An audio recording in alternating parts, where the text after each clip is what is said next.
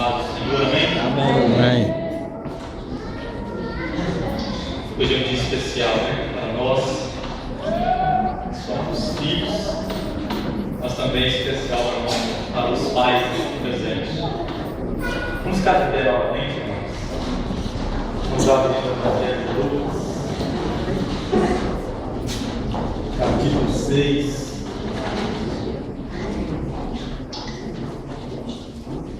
Evangelho de Lucas, capítulo 6. Estaremos lendo os versos 6 a 11.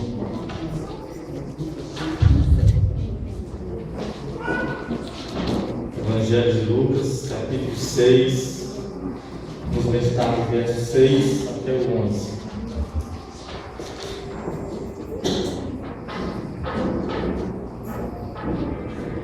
Amém?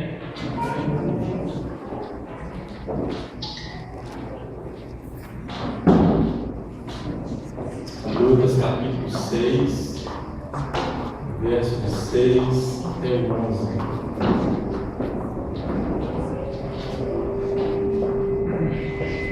Diz assim a palavra de Deus. Diz assim a palavra de Deus. Sucedeu que, em outro sábado, entrou ele na sinagoga e ensinava. Ora, achava-se ali um homem cuja mão direita estava ressequida. Os escribas e os fariseus observavam-no, procurando ver se ele faria uma cura no sábado, a fim de acharem no que o acusavam. Mas ele, conhecendo-lhes os pensamentos, disse ao homem da mão ressequida: levanta-te e vem para o meio. E ele, levantando-se, permaneceu de pé. Então disse Jesus a eles: que vos parece? É lícito curar no sábado, fazer o bem ou fazer o mal, salvar a vida ou deixá-la perecer? E fitando todos ao redor, disse ao homem: estende a mão. Ele assim o fez, e a mão lhe foi restaurada. Mas eles se encheram de furor e discutiam entre si quanto ao que ele faria a Jesus. Curva sua cabeça, como já viu. Senhor, nós louvamos por essa noite, mais uma vez. Te agradecemos também, meu Deus, por cada vida que está. E agora o Senhor vem estar falando dos nossos corações, em nome de Jesus. Amém. Irmãos, vamos sentar. Irmãos, esse texto, registrado no Evangelho de Lucas, é um texto muito bonito, um texto muito interessante. É um texto que nos diz várias coisas aqui, nos dá várias lições que nós podemos tirar aqui nesse texto, mas uma das quais aqui nós queremos meditar nessa noite, irmãos, quando Jesus estava ali naquela sinagoga, que ele restaura a mão daquele homem. Havia irmãos ali no meio da multidão que estava ali acompanhando Jesus, um homem cuja mão era ressequida. Outra tradução diz a mão mirrada. Então ele, de forma que ele não podia nem apalpar, não podia sentir o tato, não podia pegar, nós imaginamos também que ele não podia trabalhar. E são várias as coisas que ele não poderia estar fazendo por falta de ter a sua mão ali em perfeitas condições. Mas irmãos, então era um sábado, como nós vemos aqui.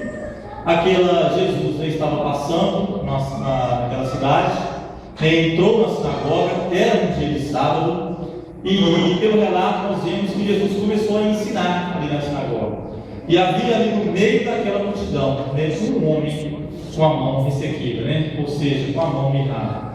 Irmãos, Jesus, sabendo, conhecendo todas as coisas, chamou aquele homem para o meio, disse uma palavra bem bonita para ele, dizendo: olha, vem para o meio. Um ato, irmãos, de chamar muito bonito que Jesus fez com aquele homem, não excluindo aquele homem, uma vez que ele só estava na sinagoga, irmãos, por causa que Jesus estava ali.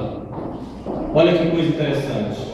Não era costume de pessoas que não eram perfeitos estarem na sinagoga, ou estar nos templos, ou estar diante de Deus. Por quê? Porque havia lá, desde a lei de Moisés, havia ali uma cidade separada, desde quando Moisés Deus ali passou, Moisés recebeu de Deus a lei ali, havia uma cidade separada para aqueles que tinham defeitos físicos, para os cegos, aleijados, leprosos, os doentes de forma em geral. Eles não participavam, né, da sociedade assim como nós temos hoje. Assim como nós vemos uma sociedade muito diversificada hoje, na época não era assim. Então, irmãos, aquele homem estava ali simplesmente porque ele estava acompanhando uma multidão, e aquela multidão, né, vendo que Jesus entrou na sinagoga, aquela multidão estava ali para ver e ouvir Jesus, né, ensinar e a falar. Mas uma coisa interessante aconteceu, que no meio de toda aquela multidão, no meio dos fariseus, dos principais fariseus que estavam ali, Jesus não chamou os fariseus. Jesus não fez menção nenhuma dos maiorais da lei ali, daqueles chamados doutores da lei, daqueles que eram os estudiosos da lei, os intérpretes da lei, que ficavam ali, né, julgando, ficavam ali lendo a lei de Moisés e julgando as pessoas. Mas Jesus, irmãos, ele não fez menção nenhuma desse tipo de pessoas. Muito pelo contrário, ele olhou na multidão e viu um homem. Talvez nós podemos pensar, né, mas uma multidão, Jesus só chamou um. Ele poderia ter chamado mais, poderia ter chamado aqueles maiorais que estavam ali, poderia ter visto outro tipo de pessoa. Mas Jesus chamou aquele homem com a mão ressequida. Eu imagino, irmãos, que aquele homem deve ter ficado assim, meio sem entender como Jesus o chamou, porque ele sabia, né, que ele era um homem inválido. Ele sabia que ele, por ter um problema, uma deficiência, ele não serviria para nada na sociedade. Quem sabe ele dependia de outras pessoas, né, para fazer ali as coisas para ele, para fazer algum tipo de trabalho, ou qualquer que seja. Ele dependia de outra pessoa para estar fazendo algo para ele ali. Mas Jesus o chamou. Jesus o chamou, irmãos, e colocou ele numa posição muito interessante. Jesus disse para ele: não, olha, vem para o meio. Olha que coisa interessante, olha que posição interessante que Jesus o colocou. E Jesus disse: vem para o meio. Irmãos, nós sabemos que o meio é onde as coisas acontecem. Aquele homem deve ter levado um susto naquele momento. Ele deve ter imaginado: mas será o que Jesus quer comigo? O que será que a sociedade vai me ver? O que a sociedade vai falar de mim agora quando estou no meio? O que será que eu vou fazer se eu não consigo fazer nada? E Jesus me chama logo para o meio.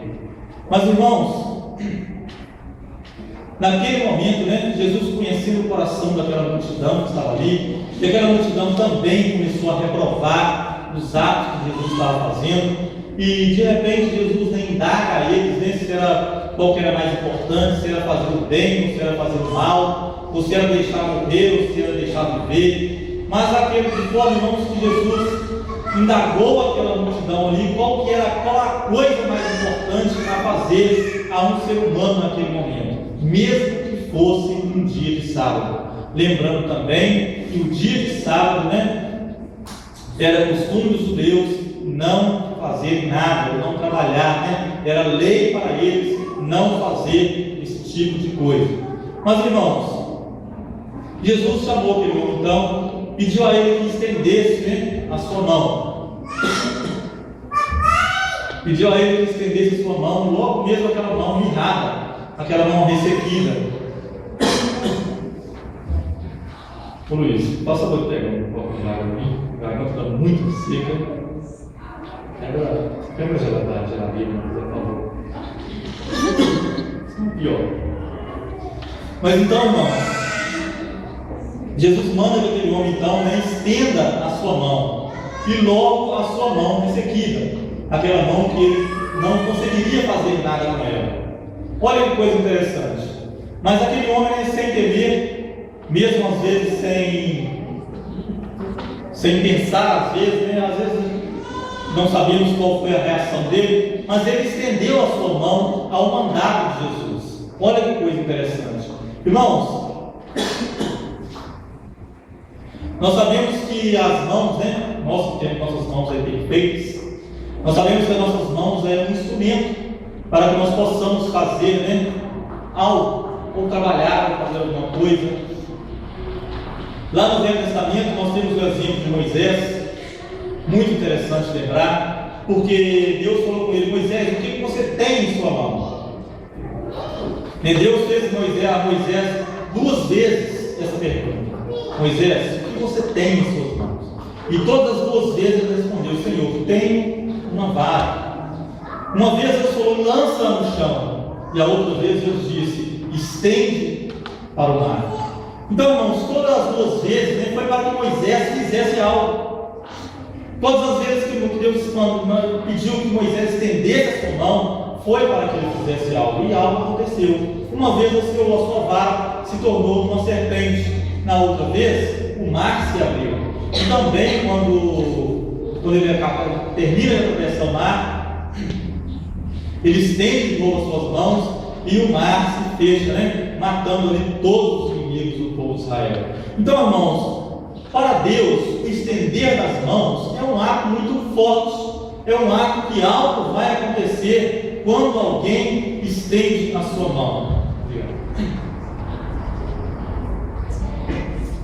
Mas nós sabemos que aquele homem, irmãos, ele tinha a consciência que ele tinha a mão mirrada, ou a mão ressequida. Ele sabia que se estendesse a sua mão, nada aconteceria.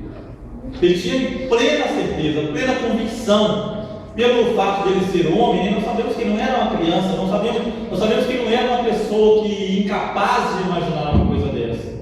Ele sabia que nada poderia acontecer quando ele estendesse a sua mão. Da mesma forma, irmãos, Jesus uma vez também mandou que alguns dos discípulos lançassem as suas redes. E eles disseram: Senhor, já temos lançado nossas redes a noite toda, temos trabalhado a noite toda e não apanhamos nada, mas sob a sua palavra lançaremos as redes. E nós sabemos que um grande milagre também aconteceu. De sorte, irmãos, que quando Jesus nos ordena para fazer algo, grandes coisas acontecem. É isso que nós temos visto. E aquele homem, nós não sabemos qual foi a sua reação naquele momento que Jesus pediu a ele para estender as mãos, porque ele sabia que ele não poderia fazer nada. Às vezes ele poderia ter pensado: olha, mesmo se eu tivesse nas minhas mãos perfeitas, mas elas estão vazias, mesmo se eu tivesse as minhas mãos em perfeitas condições de fazer algo aqui, o que eu poderia fazer aqui nesse momento para Jesus? Mas, irmãos, Jesus, nós sabemos que para Jesus não há barreiras. Para Jesus, ou seja, ele não vê conforme o homem vê, ele não vê assim como nós vemos. Mas mesmo, irmãos, com todo aquele problema, Jesus ainda disse para aquele homem: estenda as tuas mãos. Irmãos, e a Bíblia diz que no mesmo instante que aquele homem estendeu as suas mãos, naquele mesmo instante ela ficou sã, ela voltou ao seu estado, ou seja, ela foi restituída, a sua mão foi restituída. Irmãos, quando aquele homem restitui as suas mãos ali, a sua mão, quer dizer, a sua mão é restituída, em perfeitas condições ali, ele pôde agradecer a Deus, aquela multidão também pôde agradecer a Deus, e nós vemos que um milagre foi feito. Mas uma coisa interessante também, que não foi, irmão, somente o milagre daquela mão daquele homem ter voltado ao normal. Muitas vezes nós pensamos assim: mas só de ter restaurado a mão daquele homem, uma vez que ele não tinha a mão, só de ter restaurado a mão dele já estava bom. Mas, irmãos, ele pôde voltar a habitar dentro da cidade da qual ele não podia habitar antes. Ele que ficava às margens da sociedade, agora ele pôde adentrar na cidade. Ele poderia agora estar adorando a Deus. Ele poderia agora, irmão, estar sendo usado por Deus. Olha que coisa interessante. Sendo usado por Deus. Nós sabemos que ele poderia agora estar acompanhando Jesus. Quem sabe estar assim como Moisés, levando ali uma vara em suas mãos, que representa um cajado. Quem sabe estar levando para Jesus ali alguns pães ou alguns peixes. Quem sabe eles poderiam estar estendendo a mão agora, a uma necessidade, a alguém ferido na estrada, como o bom samaritano fez ali. São várias coisas, irmãos, que aquele homem se viu que ele poderia estar fazendo. De repente, ele sabia que não podia fazer nada, mas de um instante para o outro, a sua vida é transformada. Não somente por causa da sua mão que lhe foi restituída, mas também porque ele poderia estar fazendo algo para Jesus. Olha que coisa interessante. Irmãos, e dessa forma, um dia também nós tivemos as nossas vidas restauradas por Jesus.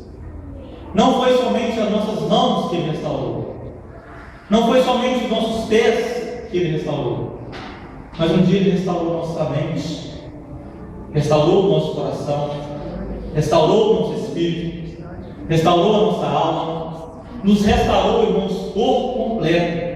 E quando foi essa restauração que Jesus fez conosco? Foi no momento que Jesus morreu na cruz para nos salvar.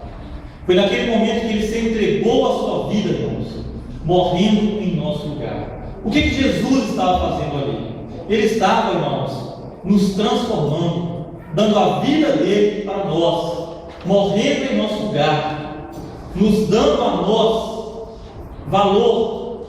Nós que tínhamos não somente as mãos ressequidas, tínhamos também as mentes ressequidas, os corações ressequidos, os pés, a mente, até os pensamentos.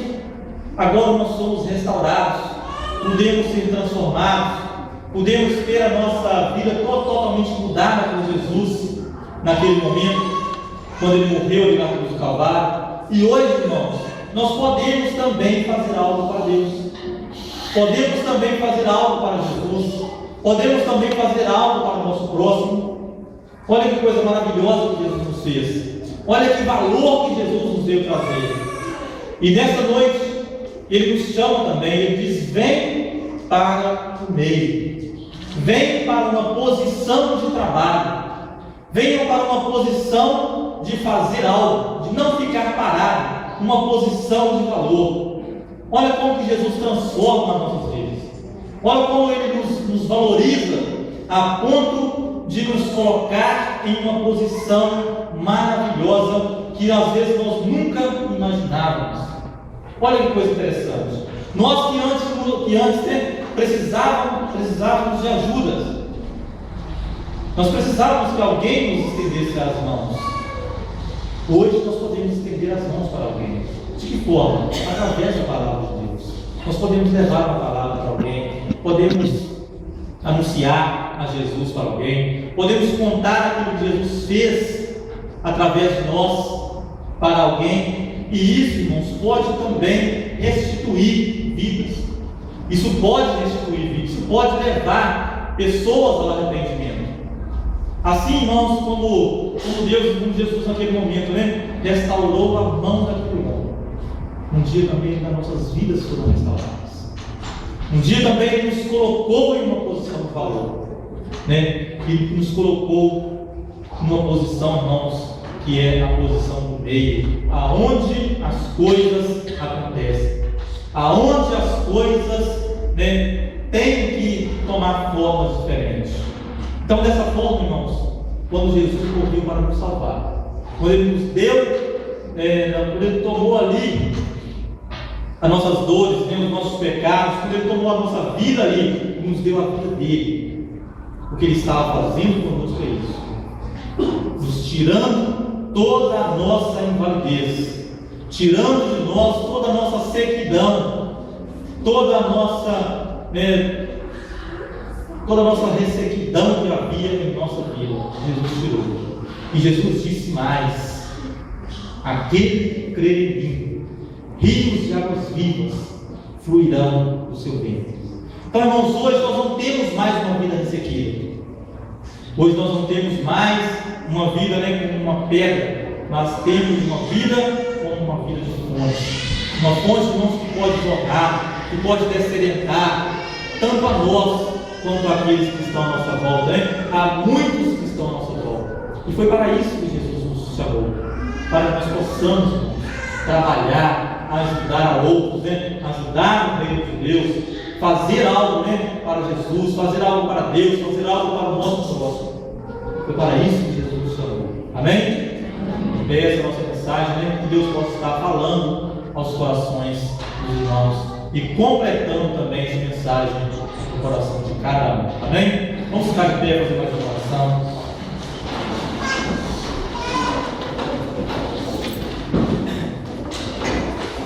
Nós louvamos a Deus por mais esse culto. Agradecemos também porque hoje é um dia muito especial para nós, né, que é o dia dos pais, nós como filhos, né, irmãos, o dia dos pais. Nós louvamos a Deus porque nós temos aqui na nossa igreja muitos pais, né? Agradecemos também, né? Temos vários visitantes aqui hoje também, né? Estamos muito felizes. E nós vamos orar então, agradecendo a Deus porque Ele nos tornou válidos um dia, né? Ele fez de nós pessoas com valores, pessoas em que podem fazer algo, tanto para Deus quanto para o próximo. E se assim nós estaremos orando, agradecendo a Deus por esta noite. Então vamos orar. Senhor, nós louvamos mais uma vez, Pai querido, pela Tua palavra que nos falou esta noite. Nós louvamos pela vida aqui presente. Nós louvamos a Deus porque o Senhor é aquele que nos transformou um dia, dando valor às nossas vidas, Pai. Nós louvamos pela Tua palavra e que o Senhor possa estar, Pai querido, a cada dia, completando, Pai querido, a Tua palavra nos nossos corações. E abençoe cada um que está aqui, Deus, dando-nos uma semana, Pai querido, de vitória, uma semana, Pai querido, de paz, uma semana, meu Deus, onde nós possamos sentir a Tua presença conosco, Pai. O Senhor está, meu Deus, alegrando os corações nessa noite, alegrando também os corações durante essa semana, Pai, e que o mal não venha nos atingir, para a glória do Teu nome, é o que te pedimos em nome de Jesus. Amém. Os irmãos podem sentar.